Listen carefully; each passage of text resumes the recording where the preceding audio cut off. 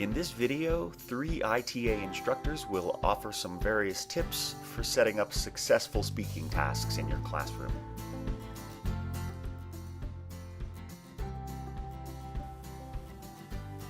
I have a few tips for you if you want to help students feel more comfortable when they're doing speaking tasks in your class. The first is to try doing a short warm-up activity that the students are already familiar with before you implement a new speaking task. So have them do a jazz chant or song that you've already taught them before, and then they can jump into the new activity after that. The next tip is to let students jot down some notes before a speaking task. Even if they don't use those notes during the task, it really helps some students to have that time to mentally prepare before they go into something new.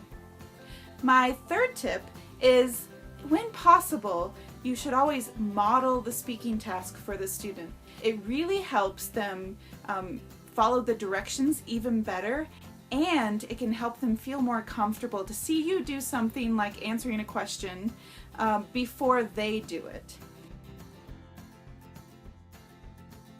And the last is to teach conversation fillers in English for them.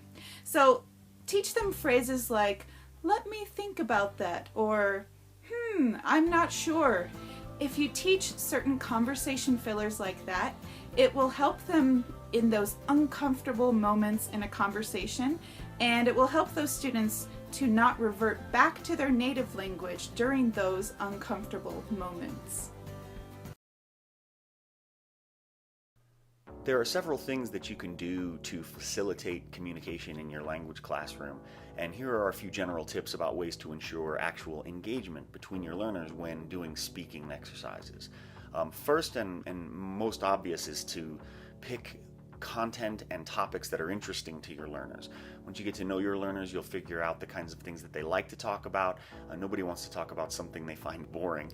So you'll learn about their experience, and you'll learn to be able to connect to their background, and that way they'll speak more and they'll actually listen to their classmates and you, the teacher, more. Another thing you want to do is think about ways to really engage them in listening and not just speaking. Sometimes if you have students that are presenting individually, or you have groups where individual learners are taking turns talking, the students who are not speaking might tend to spend their time thinking about what they're going to say, or maybe resting their eyes, something like that. So you want to require that they listen. You can do very simple things like require note-taking. You can have them kind of survey everyone, make sure they jot down what everyone says. They can fill out a graphic organizer. Infogap is an example of this.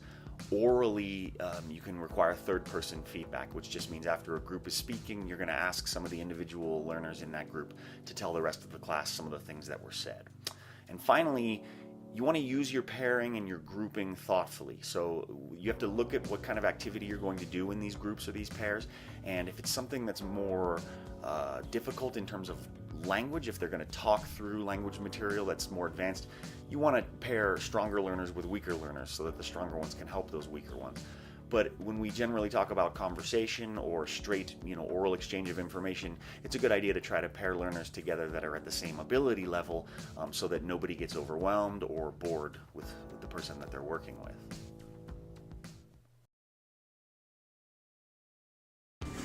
And the third and final topic deals with the effectiveness in setting up a speaking task. I've got 3 tips for you.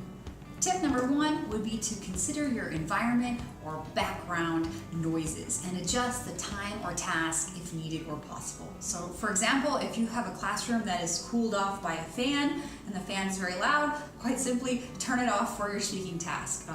That's a minor thing, but actually can make a big impact.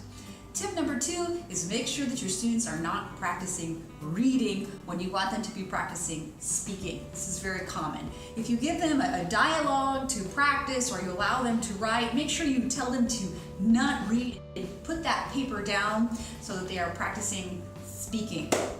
The same thing can be said as if you give them questions. It's better if you can give them questions that are not the same, so they don't anticipate what they're going to be answering. Creates more authentic, spontaneous speech.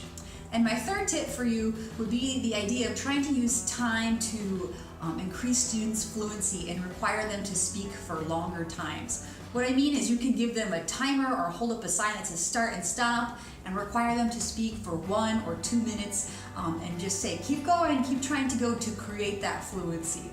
That's just an idea. So those are 3 tips for you to think about creating effective ways to set up a speaking task. So I hope that some of these tips will help you in your classroom. And just remember, the more enthusiastic you are about a speaking activity, the more enthusiastic your students will be to join you.